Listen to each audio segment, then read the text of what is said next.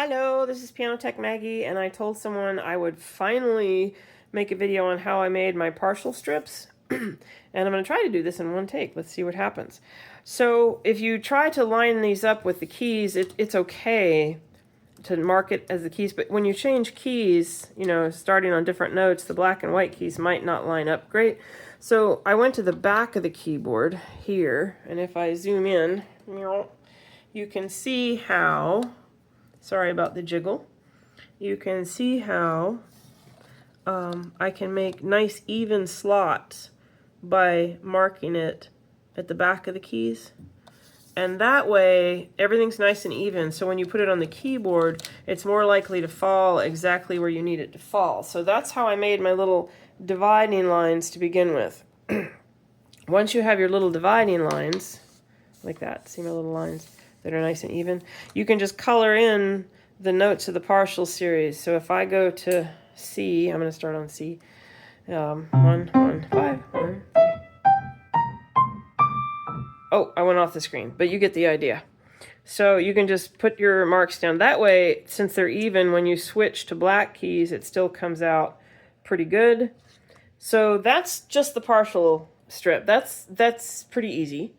Now, the inharmonicity strips, that's different. So you line it up, and you notice there's no lines on here. Okay. I lined them up, and I basically chose a measurement, whatever it was, 1/8 of an inch or whatever. I start out at the same place, and then I add 1/8 of an inch to wherever my center point is, and then you double that, or you add 1/8 of an inch each time. So this is 1/8 of an inch, this is 1/4 of an inch more, this is 3/8 of an inch more, this is 1/2 an inch more, and I basically just went up in increments, so it gradually got sharper and sharper and sharper as I went up. And eventually, and I don't use this strip very often at all, I'll explain why, I made one going down. And I did the exact same thing, but taking whatever measurement I decided and just adding to it each time. I think I went a little more extreme on that one.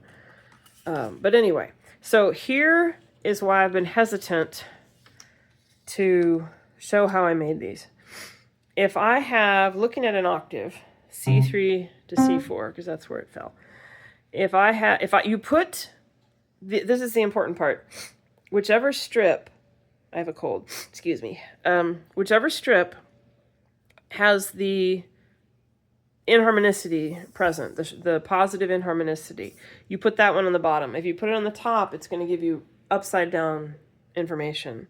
Although there are times you might want to do that. So my inharmonicity strip is on the bottom. My zero inharmonicity partial strip is on the top. I can line up the first coincident partial, but notice how the others are not lining up, and it works perfect. If I widen an interval to line up the second coincident partial, the first one's wide, the third one's narrow. If I widen it more to make the third one pure, then the first two are wide, and the fourth one is narrow. And so that's how that works. If you don't know what I'm talking about, you have to go watch my videos in the Music Theory for Piano Technicians playlist. Sorry. If you have no idea what I'm talking about, don't do this. This is only for people who already know what I'm talking about. Now, the reason it works backwards, if you put the wrong one on top, is now if I tune an octave or an interval pure at the first coincident partial, this shows I'm wide at the second, and that's not the case. And if I tune it pure at the second, it's now narrow at the first. When you want to do this is if you're looking at an inharmonicity irregularity where the lower note has a drop in inharmonicity, that's when this works. Otherwise, if you want regular inharmonicity, you put the inharmonicity strip on the bottom, because the bottom note has a head start in inharmonicity. So that's how this works. And it's the same thing with like, let's say I have a jump in inharmonicity in the bottom note. So this strip has negative inharmonicity on it. It gets flatter as you go up. So this will show extreme inharmonicity lining up, you know, if you just need the visual. And if I just want to find coincident partials, it's just like the Sanderson beat finder. That's where I got the idea from. So this is kind of stealing his idea, but the inharmonicity strip is my idea. So if you get a Sanderson beat finder, this is what you get. You get this. If you want an inharmonicity strip, you got to make your own. And it really helps to understand how intervals work with inharmonicity.